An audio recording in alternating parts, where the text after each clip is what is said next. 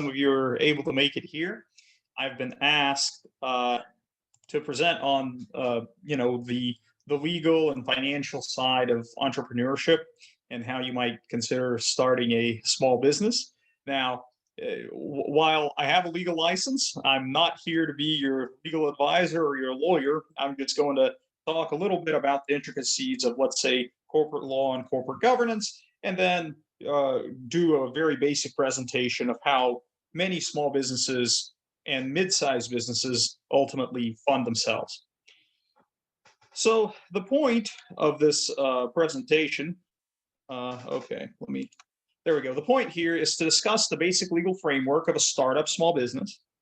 We're also going to examine the financing options for businesses at different stages in their life cycle.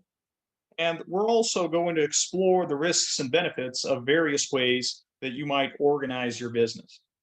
And as I'm going to show you, there's actually quite a bit of complexity in how you do it.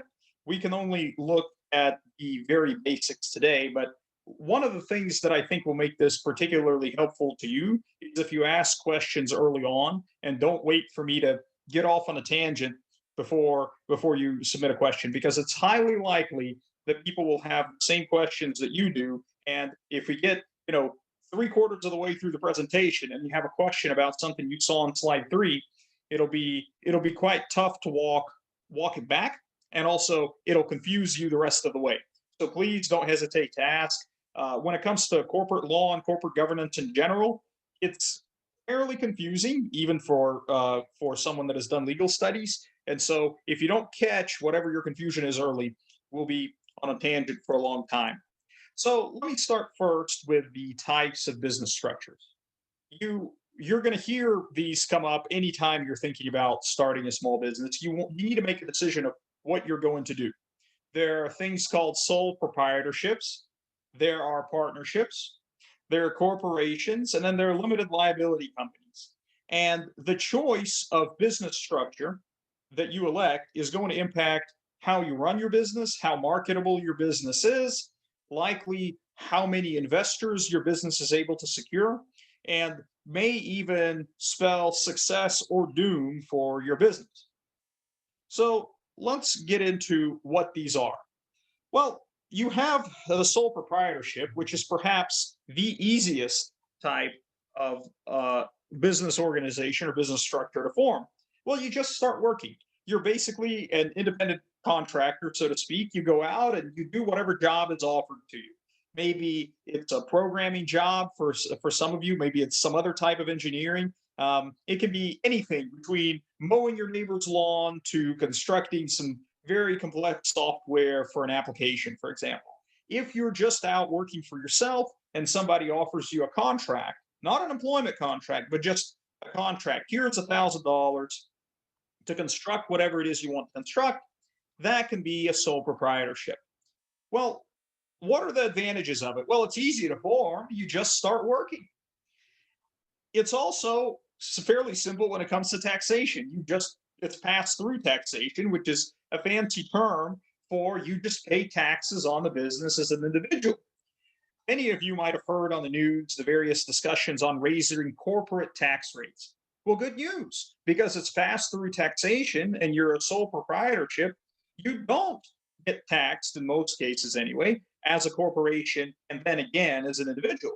You just get taxed as an individual. So if you make $100,000, in your first year or so, you're going to be taxed at approximately 20% on your personal taxes. And depending on all these other intricacies of tax law, you can reduce some of that liability, but it's relatively straightforward. There are, however, disadvantages, and among these disadvantages are the relatively few limitations on legal liability. So if you're a sole proprietor and you mess up, well, you're going to be legally liable for what you messed up. And by the way, because you didn't incorporate, right, you didn't form a separate corporation from yourself. So let's say you put $100,000 in business, but you've created a mistake that costs somebody $1 million. Well, you're not just liable for the 100,000 you put in, you're liable for the entire million. So That's one of the disadvantages for not working, let's say, as a corporation, because you can face personal liabilities for the mistakes you make. There's also the problem of working by yourself. There are very few large businesses. I don't know of any large business that just has one person working it. I mean, even financial companies like Berkshire Hathaway, where Warren Buffett is pretty much the head of the company, still has a variety of support staff, and Berkshire Hathaway is a corporation. So you have it is quite difficult to achieve success in today's workplace just working by yourself. And finally, it's hard to sell. Let's say that your business becomes valuable somehow. You haven't packaged it in any way that is separate from yourself. And so it's going to be very difficult to sell that to anybody because, well, you can't sell yourself. You can't sell, let's say, your own brand if you haven't incorporated it, at least in most instances. Well, what's another business structure which allows you to work with people? Well, you can form a partnership. In a lot of ways, a partnership is just like a sole proprietorship, except, well, you have partners. There are people that work with you in the business that help you and you help them. Well, the advantage is, once again, it's easy to form. You just start working. Let's say that you got $1,000 contract to create an app and you have a friend help with it and you're going to split the money 50-50. Well, that's a partnership. You're just working together and you're splitting the proceeds. Taxation is relatively simple, right? It's just pass through taxation as before. Each of you takes your earnings and reports it on your personal tax forms and pays taxes according to your own liabilities. However, there are a few limitations on legal liability here as well. And this is where it kind of becomes important to incorporate. Because before, when you were in sole proprietorship, you were responsible only for your own liability because you were working by yourself. But let's say you get into a partnership, and if you're in a partnership, you may actually be responsible for the misdeeds of your partner. If your partner does something that incurs liability, let's say it is his error or her error, whoever your partner is, that creates a problem that costs you $1 million. Now, not only is the partnership liable for $1 million, not only is your partner liable for $1 million, but it is possible that you also are liable for $1 million.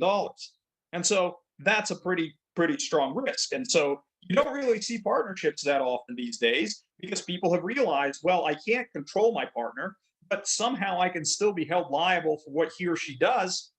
No, we can't do that. So that's why you see various corporate forms to prevent you from facing that. Um, and partnerships are also hard to sell for the same reason that sole proprietorships are hard to sell. There really isn't anything separate. There's no separate corporate form from the actual individual. Okay, and because there's no actual separate corporate form from the individual, there's nothing to sell. You can't sell that company. So there are ways you can address this, and the primary way is to form a corporation. Well, there are costs and benefits, right? The cost is you're going to have to file paperwork. There's a very useful website. I believe it's called incorporate.com. And you can go to incorporate.com, and if you would like, you can incorporate later tonight in the state of Delaware or in any other state you choose. But the vast majority of corporations are in Delaware because it seems to be very friendly to corporations and for probably won't impact you that much, but the rules in Delaware are very well spelled out because they've been litigated. They've been litigated quite frequently due to the size of Delaware corporate law. You might want to file there. Well, what's the disadvantage? Well, now you have double taxation. Not only do you have to file fees in order to start your corporation, but now you're going to get double taxed, which means what? Let's say your corporation earned $100,000. If you were just a partnership, right, or if you were a solo proprietor, and let's say you were in the 20% tax bracket, or let's say your taxes were approximately, your personal taxes were approximately 20%. Well, in that case, you would pay $20,000 in taxes and walk away with the rest.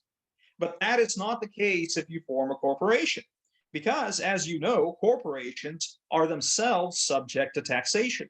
So that means if you earn, roughly speaking, if you earn 100,000, first you're going to get hit with a 21% corporate tax rate.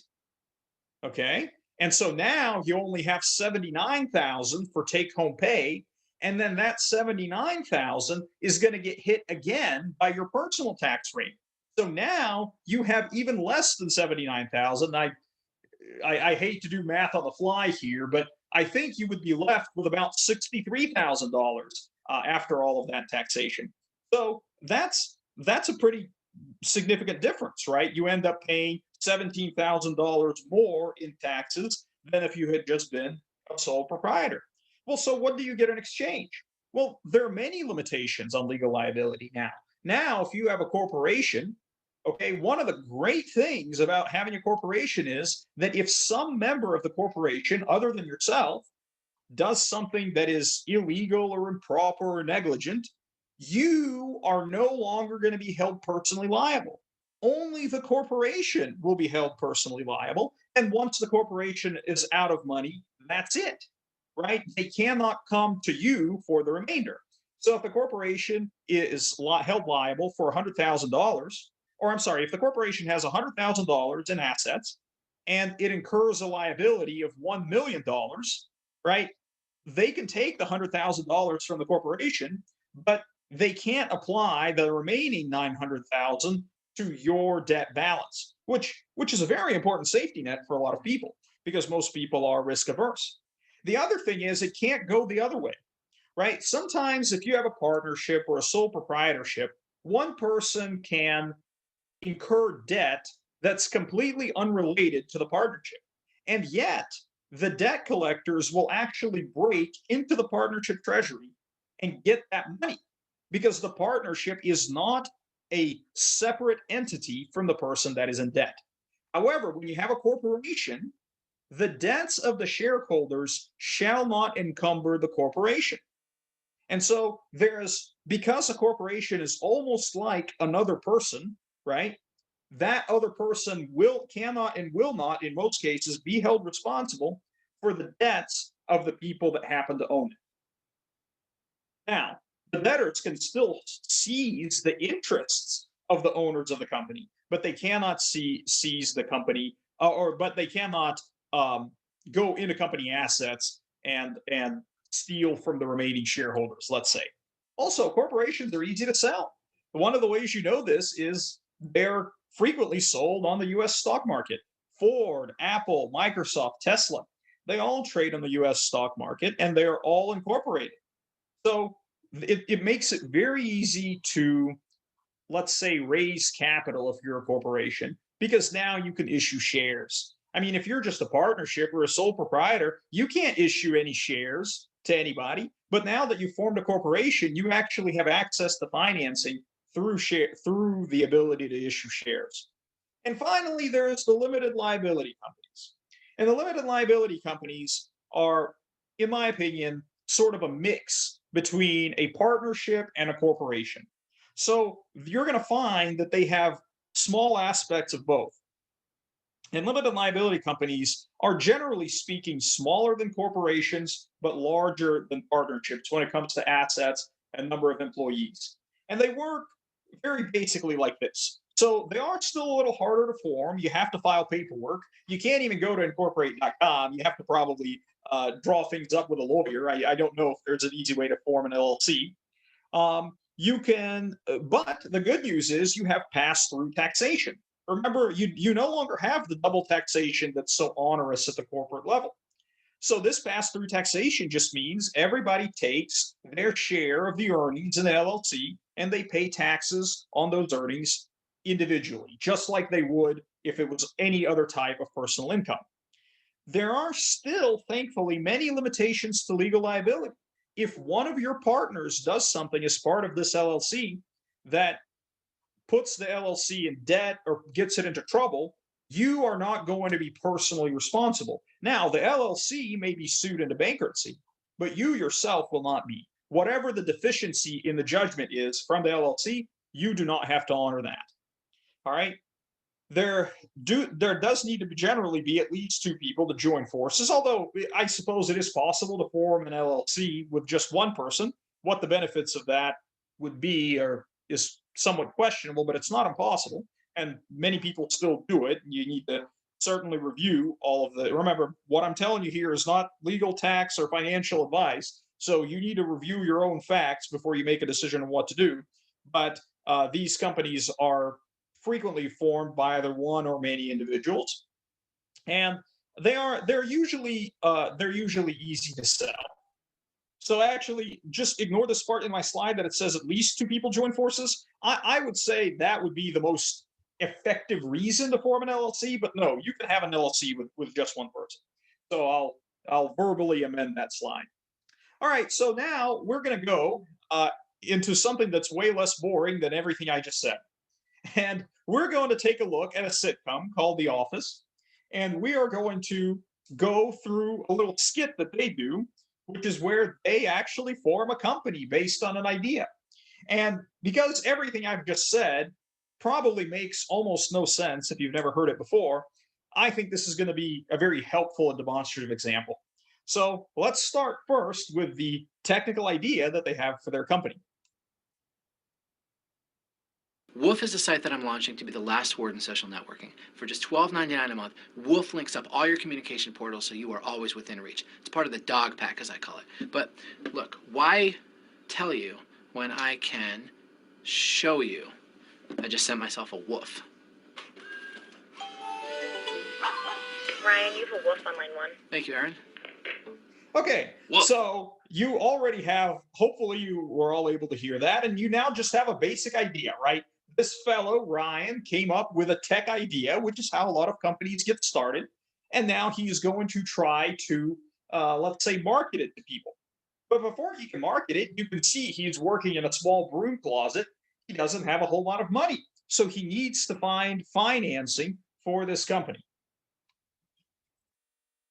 All right, so now he goes, as many people do, to one of his friends, which, if you watch The Office, his name is Michael Scott, and he also happens to be the manager of where Ryan works in his day job when he's not coming up with investment. So here they're going to try. Ryan is going to do what many people do when they try to start small businesses, and they go to friends for help. All right, I've warmed them up for you. You have the floor, Ryan. How's everybody doing? Woo! Good. Now, a lot of you have already staked out your corner of the Woof Empire. Raise your hand if I'm describing you. Great. Yes, I have a dream, and it's not some MLK dream for equality. I want to own a decommissioned lighthouse, and I want to live at the top, and nobody knows I live there. And there's a button that I can press and launch that lighthouse into space. For my current investors, things are going great. We already have a buyer. Really? Who? Washington University. I don't even want to think about selling until our numbers get into the billions. At least. So I've decided to open up a second round of investment to friends and family. Oh gosh, hold on to your wallets, ladies. Did you ever think of Woof as an emergency notification system, like for college campuses with shooters or gas leaks? No, Oscar, it's not a digital rape whistle. Woof is about fun. Fun, communication, connection. What's your money situation? Well, it's tight, as with any startup. Sure. How long can you sustain this without a cash infusion? We have 9 solid days. I love these questions. Keep them coming. Sorry, 9 days until what? Bankruptcy? Wait, Ryan. So this could be over by the weekend. So you've got two things. Oh, it looks like I have a question here. If I have an app and registered for an LLC, how do I declare whether it's operating under the LLC or operating under sole proprietorship? Okay, so this is the kind of question where I would direct you to a lawyer, because that's the kind of question that you need to be really certain about. All right. So if you ask me a general question, right, I can answer it. But if you ask me something just that specific, right, I can't quite answer that. Let me answer more generally, because this is a very, very important question. You are going to want, when you start an LLC, you want to specifically identify the assets that are going to be part of that LLC. So usually that is going to be done in some of the initial documents that are filed with that company, and it may also be done by amending those documents as more things become part of the LLC. Now, what is an asset? Well, an asset can be an application. It can be a car that you're using for the business. It can be an office space that you're using for the business that you bought or rented, whatever it is. But the most important thing is that you make sure whatever it is, whatever asset it is that you're using for LLC purposes is used for the LLC. Always think of an LLC almost as if it is a separate person. Okay? And make sure that that's referenced in the governing document, and preferably that it's also referenced in whatever contracts you have people agree to. I mean, I know that there are various service agreements that people agree to before using an application, let's say. I would have it in there. I mean, if you have an app like that, put everywhere that you can that this is not something you own personally, but that it is, it is an app of so and so LLC. So, but again, if you want definitive answers to very specific questions like that, it might not hurt to stop by a lawyer's office. I mean, there are many people that risk it and then just do it whatever way they can and contact a lawyer when there's a problem. And sometimes there is no problem. But once again, that's part of the risks of running the business. However, excellent question. And that's what you want to be thinking about here. You can see in the wolf.com example, right? It is very clear that wolf.com is a company. And part of the way you know it is because they're selling shares. However, they're not an LLC. They're a straight up corporation. Okay. So excellent question. Let me briefly come back to what we just saw. We saw two things. One, a person marketing his company. And two, that same person admitting that, like many startups, the business is, on the ropes. Running a small business can be risky. There are a lot of costs. And if you're not careful, you can run out of money and then that's it. Then you have to declare bankruptcy. But at the very least, you are limited in your loss in that bankruptcy to whatever share of the company you hold. You're not going to be impacted beyond that in most cases. All right. So let's go over the corporate structure very briefly. And I think it helps to kind of identify our parties. So this gentleman, Ryan, who had the initial idea, or so he claims, for this company, right, is the chief executive officer. Now, abbreviated CEO, you've heard of these people before. It sounds really fancy when you work for Apple. It's a little less fancy when you work for wolf.com. But these individuals are the quote unquote leaders, and they get to make the vast majority of the business decisions. What is missing in the example of the office is the existence of a board of directors. You're not going to see a board of directors presented in this clip. And, you can't expect the sitcom to be exactly accurate. But when you have a corporation, you have a board of directors whose job I will get to later. But here you also have a whole bunch of investors. And what you're going to find out is that Michael Scott, who is the office manager, it has more than 50% of the interest, which makes him a controlling shareholder. And now that's going to be an important term, both in this lecture, so to speak, and in life, because it means that he can control the company without the consent of any of the other investors. You have here Daryl Philbin, Stanley, Andy, and Pam. And we're not actually told in the episode how much of the company they own, but it doesn't matter. The reason it doesn't matter is because Michael holds the majority, which means that if everybody voted against him, Michael's vote would prevail. Okay? And so this is very important because some of the ways that you can raise money for your company is to sell shares in that company. But just remember, if you're the originator and the CEO and you sell more than 50% of your interest in the company, you are no longer in the driver's seat. Somebody else can overrule you. And famously, Steve Jobs of Apple once said, in disbelief, after he was fired from Apple, he said, well, how can you get fired from a company that you started? Well, the answer for Steve Jobs was, well, you did start Apple, but then you took all of the equity in Apple and you sold it to other people. And those people then had more equity than you, and they voted you out. And so that's how you can get, let's say, booted from your own company. Okay, so let's move on here. If I can get it to go to the next slide. All right. So now let's call this the annual meeting. I mean, in the skit, it's just a meeting, but most corporations have annual meetings where people can come together and decide important issues. And this is sort of a mock meeting, just like that. And by the way, even if you run a small company, you generally have to have meetings like this, and you have to keep minutes of those meetings to prove that you had them, because that's part of the way that you ensure and show to everybody that you are, let's say, a responsible CEO or another type of manager. Oscar said Wolf only has enough money for 9 days. Check this out. All that color. Look at that. Triple your investment by January. Anyone can just throw numbers up on a chart. What are you doing to make it happen? Well, earlier today I was emailing someone by the name of John Legend. There you go. You have his email? A lot of these guys are just Mac.com, at their website, whatever. We get that guy wolfing, it's all over. I want my money back. Do not talk like that, Stanley. Ryan, just tell us your plan. Okay, all right. I know what you want to see. I'll be right back. All right. Already you have doubt in the CEO, which, by the way, if you're going to be the CEO, there are going to be a lot of people doubting you, especially if you have shareholders that have trusted their savings with you.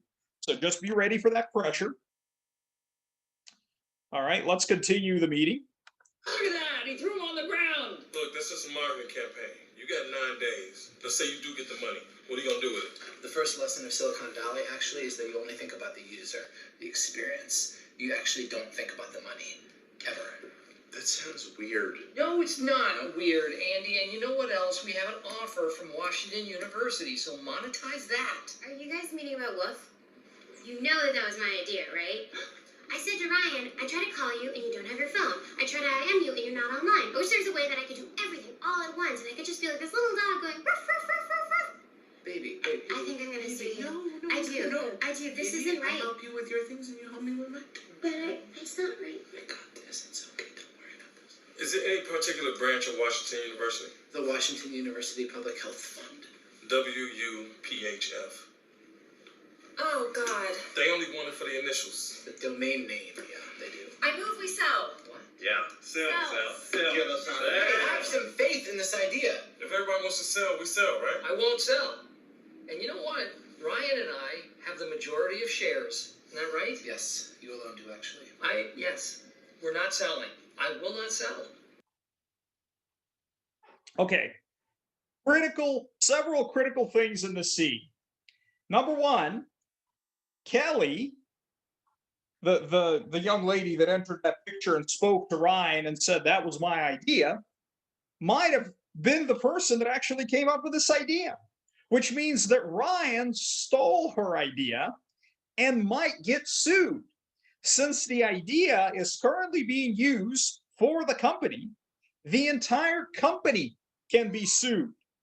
Now that's a serious problem. That's what in the business, what we call litigation risk. All right, now let's see if I can get anybody brave enough to answer a question. Okay, so we know that Ryan might be liable for stealing Kelly's idea. The company might be liable for stealing Kelly's idea. What about Michael? Michael Scott, the person sitting right next to Ryan, is the majority shareholder in the company. Let's say the company goes bankrupt and cannot pay Kelly for her idea. All right, is Michael liable? So I'll give you 15 seconds to see if we have any volunteers who dare to guess.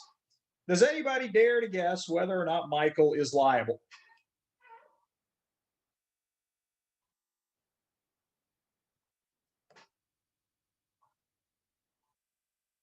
It's a deafening silence in the chat room. All right. It doesn't look like anybody wanted to have a guess, but if you remember what we talked about when it comes to limited liability, you would know that Michael would not be liable. Pam would not be liable. Stanley, Daryl, Andy, all of those people that invested in this company would not be personally liable. This is the great thing about the corporation. Even if you have an irresponsible CEO like Ryan, who is acting, at best recklessly, right? In most cases, the liability is not going to extend to the shareholder. Part of the reason is because the shareholder, gives up control of the company to the CEO. And so by incorporating and essentially forming a new legal entity, they limit their own liability. So the concern with Kelly suing Ryan should be well dismissed. Beyond the corporation. The corporation would still owe Kelly quite a bit of money. All right. What's the second concern here? Well, one of the concerns is that everybody now wants to sell the company, except for Michael. And just like I said, because Michael is the majority shareholder, he has full control over whether the company gets sold to Washington University. Michael, for whatever reason, believes in Ryan, and so he will not sell. And everybody is stuck with that decision. The third concern is actually something we study in governance, in corporate governance and in finance quite frequently. It's a corporate governance issue. If you watch closely, Michael said, Ryan and I have the majority of the shares in the company. And then Ryan said, actually, Michael, you alone hold all of the shares. Now, what does that mean? That means the CEO of the company is unwilling to invest in his own corporation. Now, that should always be a red flag. Okay, because if the CEO is not willing to invest any of his money in the company, first of all, how much faith can you really have in the company? And second of all, it may mean that his interests are not aligned with those of the other shareholders. And if his interests are not aligned with those of the other shareholders, then he might just do whatever is profitable for him and forget everyone else. So let's go on to the next one. Can't talk, save it. Oh, we don't recycle. You don't? Why have I been separating the trash into whites and colors? I'm sure no one asked you to do that. 8 years. Listen, I know you really like Ryan. No, I won't even consider it. Michael, I hate to say this, but you know this special bond that you've always felt with Ryan, where like you're best friends or you're his mentor or something? Right, yes, yeah. Best friend / mentor. Michael, I think that feeling only goes one way. And I think that Ryan knows that and he's taking advantage of you. I think you are wrong. And there are a lot of other people in this office who have money at stake. Other people you care about. You may be right. I may be crazy. Don't. I'm just saying that I think I agree with your point. Yeah, but in a jokey way where you're going to start singing. All right. Brief skit. What this demonstrates is when you start a small business, it can get personal, and it frequently does. So just know, if you take a lot of people's money and then don't come through, it may affect your relationships. All right, now, this next example, I want you to listen closely because Michael is starting to become concerned with the CEO. What a CEO actually recommends him to do is to take out a second mortgage on his home. Now, you might be thinking, wait a minute, I'm a corporation. None of this is supposed to become personal liability. Why would I have to sign my personal assets in order to secure loans and other financing for the corporation? Well, the reason for that is most young corporations don't have any credit history. They just started. So it's going to be very hard to go to a bank and get them to lend you money unless you yourself personally sign on to pay that loan in the event the corporation cannot. And that's where things get dangerous, because once you do that, the protections of the corporate veil that I described earlier, they go away, because now you've signed on to something, not just as an owner of a corporation, or not just as a corporation, but as your own personal signature. And now you can be on the hook both as the corporation and as yourself.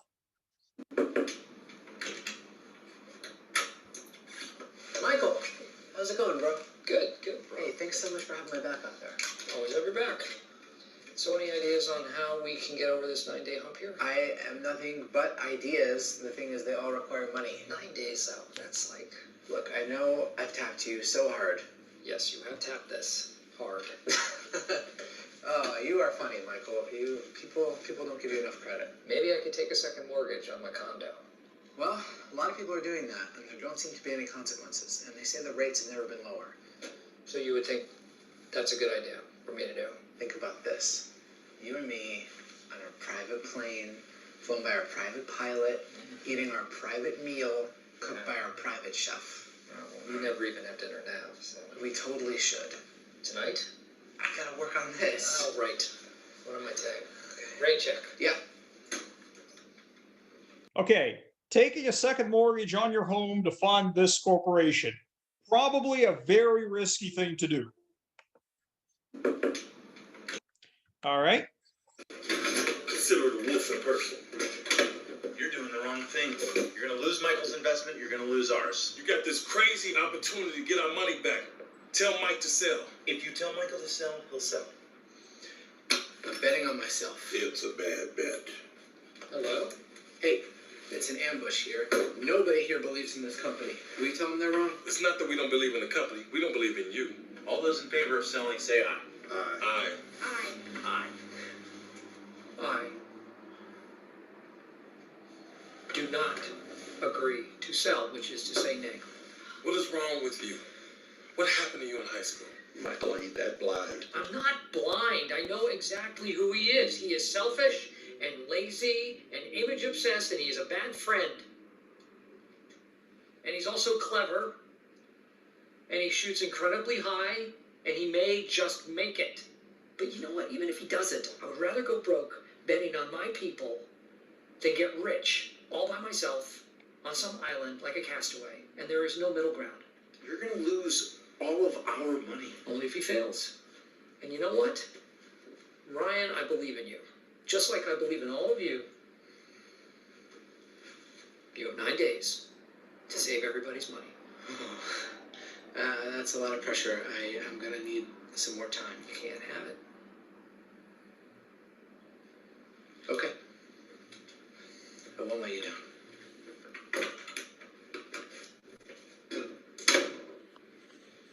Okay, so this is also important because you're going to experience pressure as a small business person. And what you also see here is the difference between the various types of investors that frequently lead to company conflicts. As you can see, everybody but Michael is highly risk averse.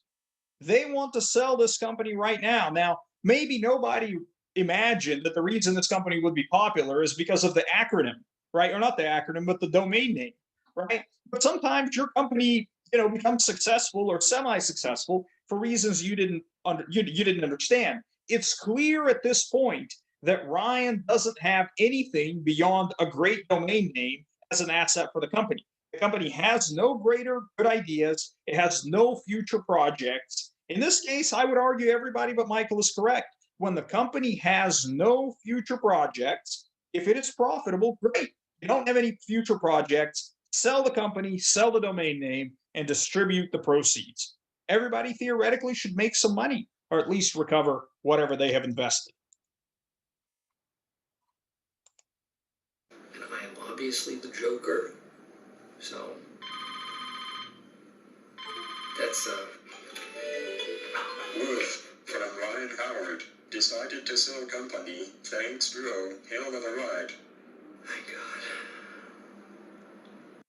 God. Okay, so now you see there is a happy ending, right? After all of that, the shareholders were able to persuade the CEO to sell the company, and so he did. All right. So what was conspicuously missing from this example from The Office is the board. And the board of directors is generally a group of people elected to monitor and select the CEO, CFO, and other executive officers. They elect, investors are supposed to elect these board members at annual meetings. So in this case, there would have been an intermediary body between all of those investors you saw in the skit and Ryan, the CEO. And it would have been the responsibility of that elected board member body to monitor Ryan, not the responsibility of the individual investors. Now, in small business organizations, it's hard for an organization to afford a bunch of board members that don't do anything other than monitor the CEO. It's just too hard. And it's too expensive because you have to pay these people in most instances.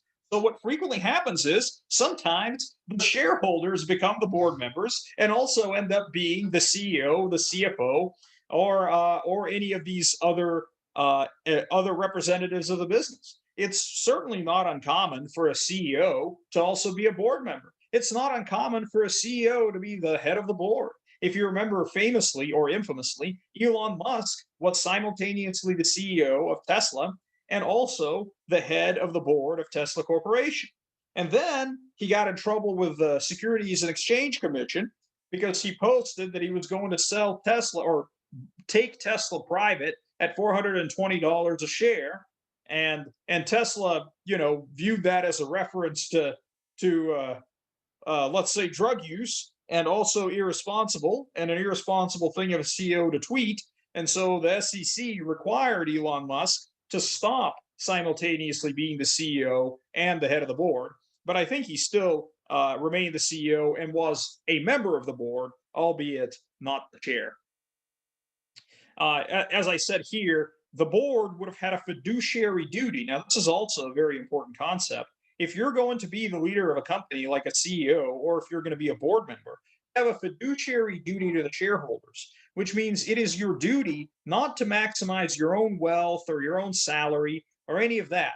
Your job is to maximize the profits of those shareholders. And there have been cases, Ford Corporation is one example, where the CEO, this is like 100 years ago, testified under oath that he believed that his duty was not to serve the shareholder, not to maximize the profits of the shareholders, but to do the best for everybody. And he was famously held legally liable because that was a breach of his duty.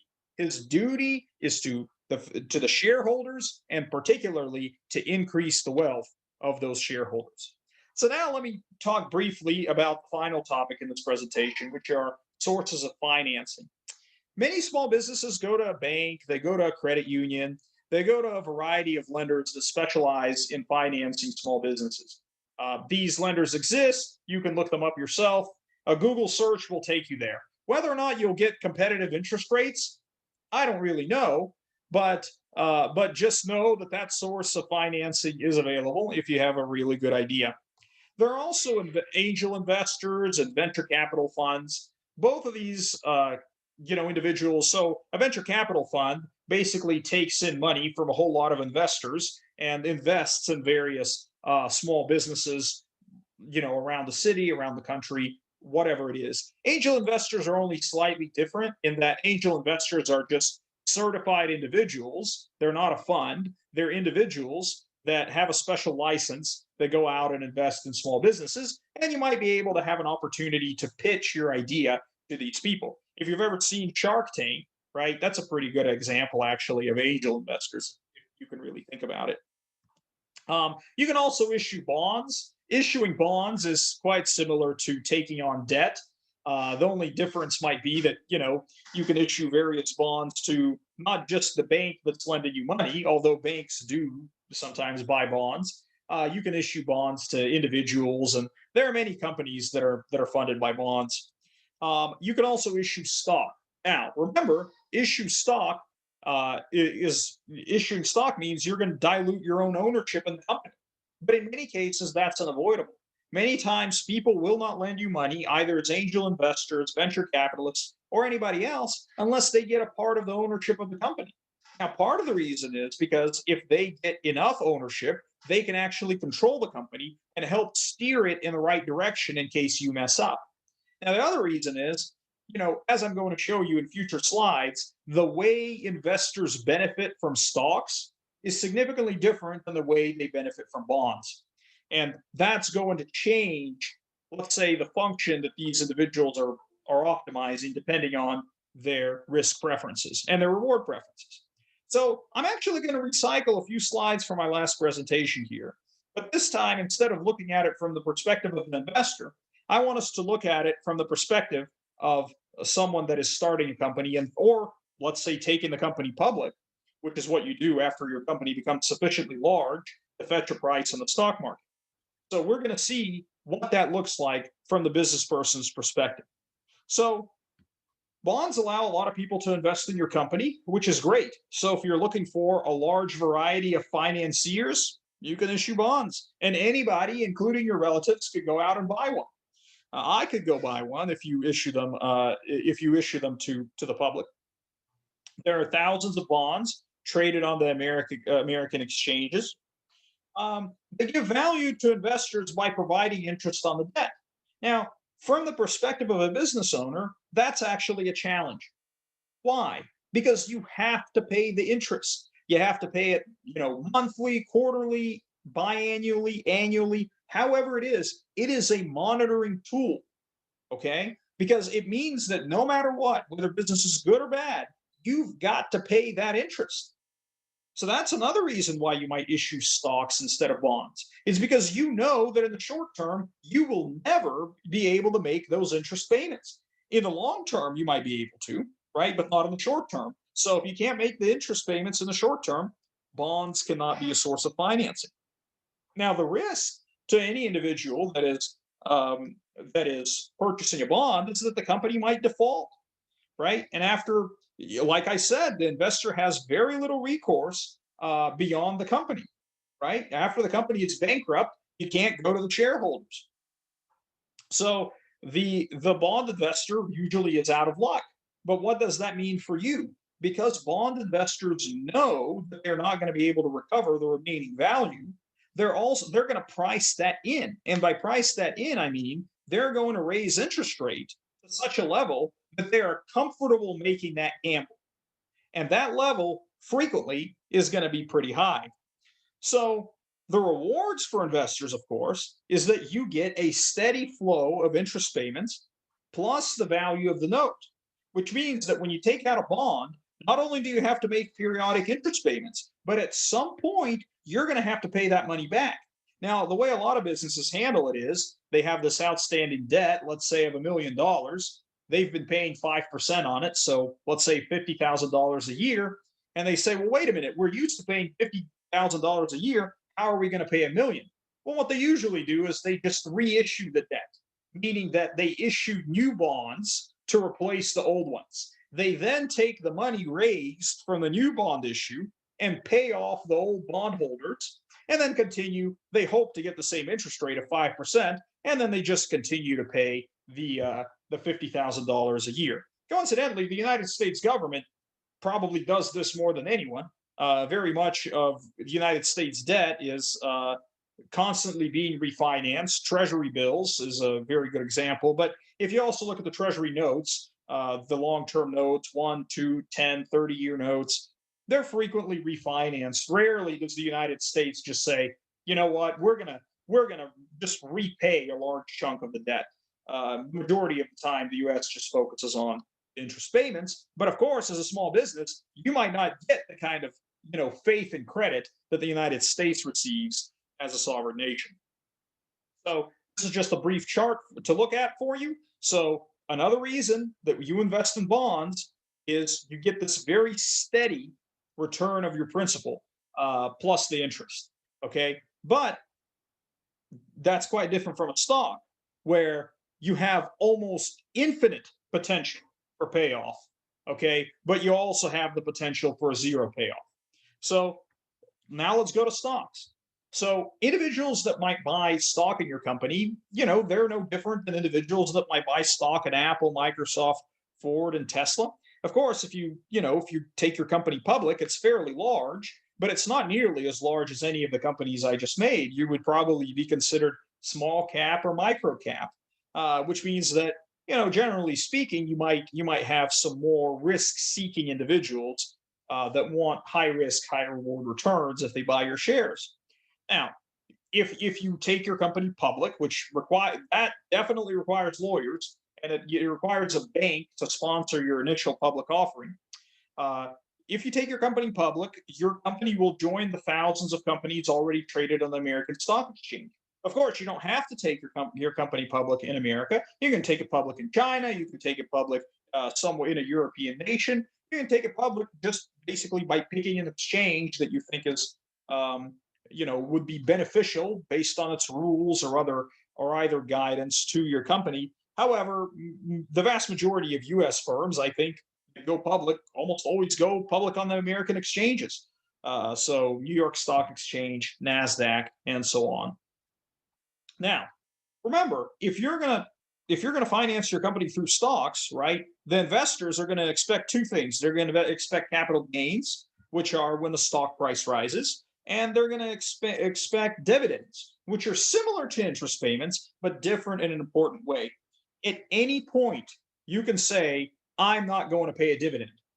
Okay. Now, the board generally is in control of this, but there are many companies of the ones I listed, like Apple, Microsoft, and Tesla, that have not paid dividends in a very, very long time. Or not, some of them are paying dividends now, but I mean to say there are stretches in their history where they didn't pay dividends. Now, from corporate finance theory, that usually means that they must have had some good ideas where they're going to put the money. But from the perspective of the investor, you might really need that money. And so CEOs may experience pressure from investors to pay the money that they would ordinarily pay in these quarterly dividends. So the risks for individuals that buy stock is that the stock can go to zero. Now, this is obvious. This would obviously be a devastating thing to have happen to your company, but just remember, it is possible. Now, whenever a stock goes to zero, whoever the CEO is, it's going to be tough to get another gig as a CEO. Okay. So, that's obviously a very negative outcome. From your perspective, also, if you're the owner of the company that's initially selling the stock, just remember that people may buy enough stock to where you're no longer in control. And even if you have the best idea, people may not agree with you, and then they would vote you down. What are the rewards for the investor? Well, they're going to get the dividends plus an almost infinite gain in price. Okay, but what does that mean for the person that's actually running the company? Well, it means that you're constantly having to produce. And if you're the CEO and you're not producing, it is not uncommon for activist shareholders to buy up enough shares in the company to elect a favorable board, and then that board gets rid of you. Because remember, the board members, even though they are not the CEO, they can fire the CEO, and they can go find another person to replace him, or her, or they can find a different way to compensate that person. So they can lower your salary, which is also highly unpleasant. So this is just a graph of the Ford stock price, and you can see that over the years, and Ford has been in existence even longer than this chart shows, right? Ford has been in existence, I think, since the 1920s, if not earlier. And so this is a company that's been in existence for over 100 years, and you can see that their CEOs have not always performed the way that the company might want, right? The stock price right now is not at its highest peak, right? In fact, it would have to rise by 100% to be in its highest peak. So you can see that this is a company that, in some areas has struggled. And, it's highly likely that some of this has fallen on the CEO. All right. Let me make sure I don't have any questions. Okay, good. Let me proceed. So let me conclude here, and then I'm also going to open it up to questions after I conclude, because if there's anything at all we haven't covered in the past hour, I'd love to cover it to the extent that I can. So what should you walk away with here? Well, starting a company is a risky endeavor, but in the past it has yielded high returns, right? I mean, Apple was started in a basement somewhere. Probably a similar story for Tesla, though I can't confirm it. I'd have to look back at what Elon Musk was doing. I think he had quite a few successful companies by that point already. But there are a lot of businesses that have started from scratch. I mean, Amazon did, for example. So, it is a risky endeavor, but the reward is, as frequently is the case in finance, is commensurate with the risk.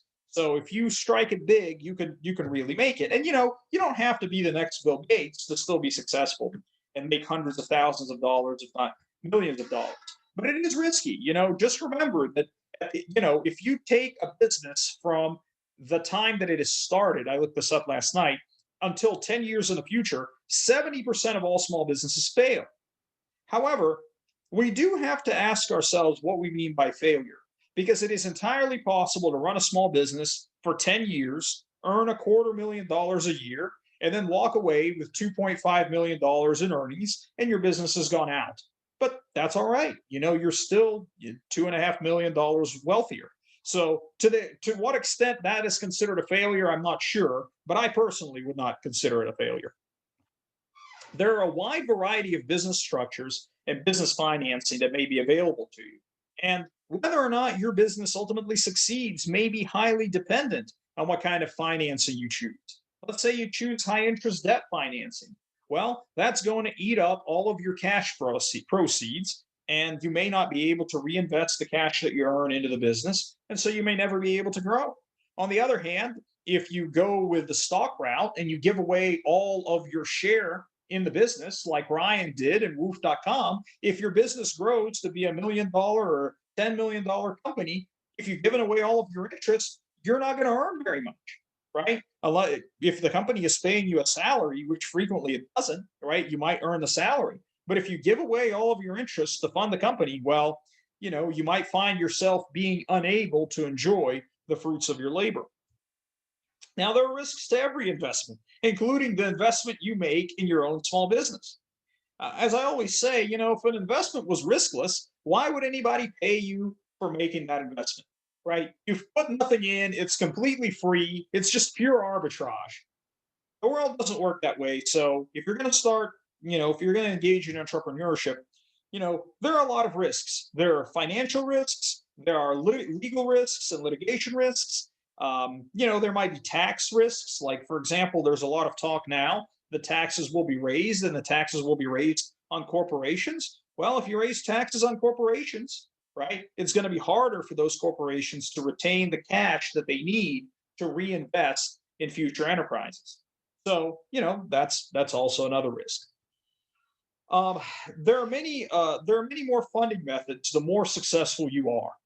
So I can't discuss all of them, but the better your business is doing, I mean, no one questions Microsoft or Apple when they walk into a bank and ask for a loan. They just write out the loan. So the more successful you are, the greater of a proven track record you have, the more likely you are to secure finances. Finally, this is not financial, accounting, legal, or tax advice.